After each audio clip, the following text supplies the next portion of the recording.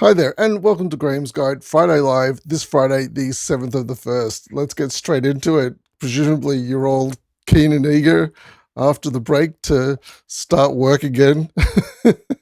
um, I'm being a little bit sarcastic, but I'm sure that, if your break was anything like my break, our Christmas was cancelled, our New Year's Eve was cancelled. So I've spent the last 2 weeks pretty much just sitting in the house. I'm not able to go out. Thank you, COVID, very much.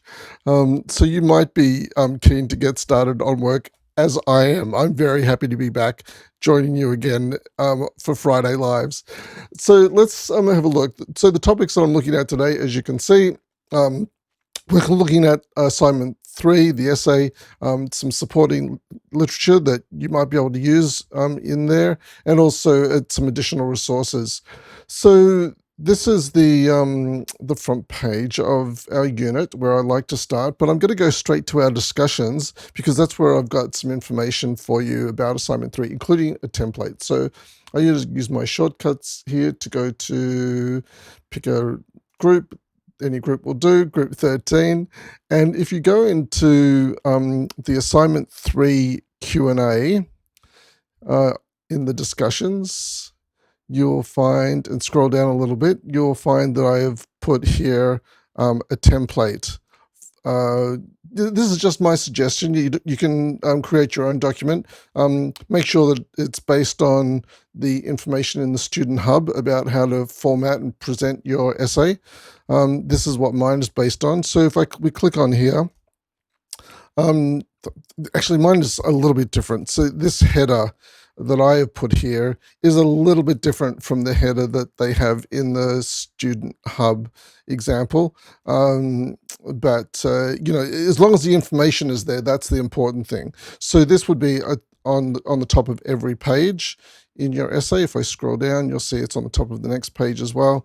And then your heading can simply be assignment 3, reflective essay, and then start your introduction. And away you go. I've included a reference here, a citation here. It's a citation that doesn't have a date. It's from this Sir Ken Robinson.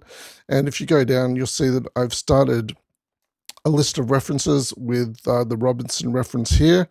And that's how your reference list should begin as well, depending on what you've cited.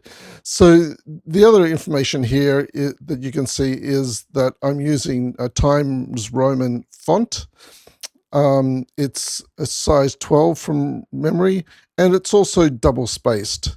And this makes it easy for us to put in comments and guidance on your submission. So that's the first thing I wanted to show you, that there is a template there. If you're looking for a template to start your essay, there's a good beginning. So the next topic is some suggested literature, and this is in relation to your goals. So I've done quite a bit of work on goals in the first couple of weeks, and these are some suggested sources to support your discussion on your unit and course goals. So if, for example, if one of your goals was to develop your academic communication and research, these two sources might be useful to you. Elise Oudman-Adal talks about academic writing in a digital world, and Metzger is very good if you're talking about looking for credible and reliable sources online. Metzger is a very good source to cite and reference. If you're wanting to cite future work skills, I've put a couple of references here. This first one is the one from our essential readings, the Future Work Skills 2020 report. I've also added another one. The first one is from 2011. This is a more recent version from 2016, and I think that's I find this second one actually a bit more helpful than the first one. The first one is a great introduction, and actually this first one really inspired me to think more about future work skills. And then I like the format and the set out of this second one here. I found it a bit more, the explanations there I found better for me anyway. There's a couple of references on metacognition if metacognition is one of your goals, or social constructivism again, or virtual collaboration, and of course you may have a different goal, different skill that you're working towards, and that's absolutely okay. Make sure that you support your discussion on that future goal with academic level reference. One or two. I'm using two here. I think that's probably a good way to go. Support your goals with at least two pieces of supporting literature to, for a higher grade. It doesn't guarantee a higher grade. You need to use these sources well to get a higher grade. You can't just slap a citation in there and not show that you need to show that you understand why this literature is worthy of supporting your discussion. You just can't put a sentence in and then add a citation that's completely irrelevant. That wouldn't necessarily result in a higher grade. But if you can weave your citation to literature in so that we can see that your citation to literature is highly relevant to your argument, well then absolutely that's going to result in a higher grade. Okay, so that was the second thing I wanted to look at, and then just some additional resources. So Tanya's Padlet is one of those additional resources. I've got a link to it here, and you'll see here over on the right-hand side, Tanya's got some resources for assignment 3. Now you will have to scroll across to the right because there are more resources there as well. So make sure that you scroll to the right to get to those additional resources. My mouth's not working very well today, is it? Okay, what else was I going to show you? I have provided a link to this resource before. It's called Academic Phrase Bank. This is a source that I really like. It's not a resource you want to rely on. It's just, again, to provide you with some inspiration. And let me have a look here. So signaling transition. Let's look at this one. So signaling transition, introducing a new topic. Regarding, that's not really a very good example. You could use as far as virtual collaboration is concerned, that's how you could introduce the topic of virtual collaboration. What else is there here? Moving from one, summarizing a section or chapter. Let's look at one of these. This chapter or this section has attempted to provide a brief summary of the literature relating to virtual collaboration. And then some of these are actually for longer essay forms than a 1,500-word essay, because where here it talks about a chapter would be about 5,000 words probably, and you're only writing 1,500 words. So when you are looking at the academic phrase bank, not all of these phrases are going to be relevant for essays. Some of these phrases are going to be more relevant for writing a thesis. But nevertheless, I found this a very helpful website to look through, and very helpful. So I think I said very helpful twice there. I think that's probably enough for me. Let's move away from this. Back to our homepage.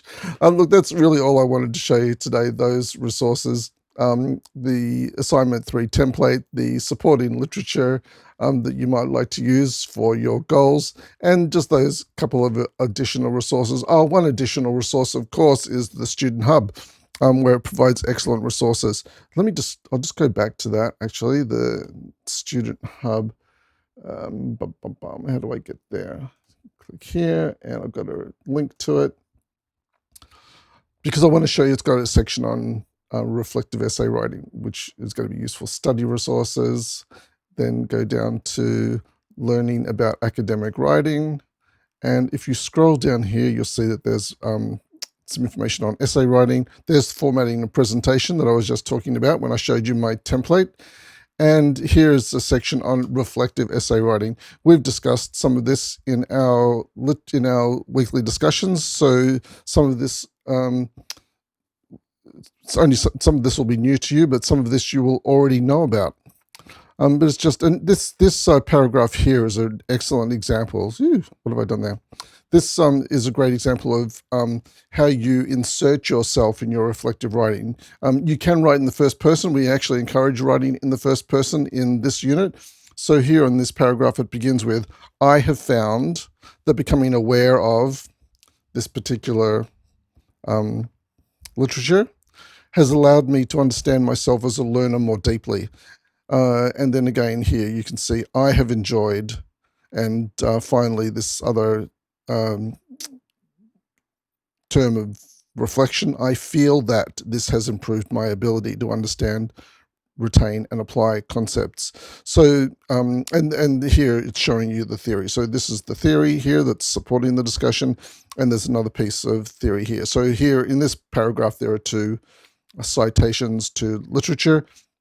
This is ideal if you were able to use two citations in each of your paragraphs. That would be great. Of course, highly relevant, and they should complement your writing, and the supporting literature should complement each other. That's the way to get a higher grade. Okay, I'm glad I remembered to look at that. Look, that's if you need more help with your essays, of course, where I'm in the discussions almost every day, reading through your posts, and happy to answer any questions that you pose in there.